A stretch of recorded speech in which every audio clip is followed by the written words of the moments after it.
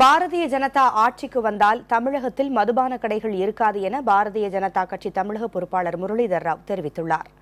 சென்னை கோடம்பாக்கத்தில் நடைபெற்ற பாரதிய ஜனதா கட்சியின் பரப்புரை பாடல் வெளியீட்டு நிகழ்ச்சியில் குறுந்தகட்டை வெளியிட்டு பேசிய அவர், தமிழகத்தில் ஊழலற்ற ஆட்சி அமைக்க பாரதிய ஜனதா முயற்சிப்பதாகவும் தெரிவித்தார்.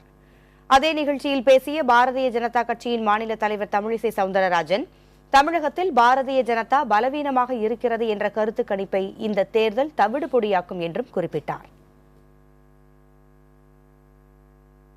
Now BJP has decided to make Tamil Nadu free from TASMAC.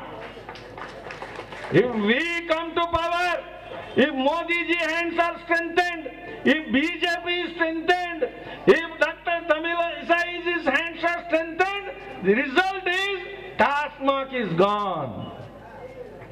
So you want to have the TASMAC or you want to have the BJP? Decide one. சென்ற காங்கிரஸ் ஆட்சியை விட பல மடங்கு நாங்கள் சாதனைகளை செய்திருக்கிறோம்.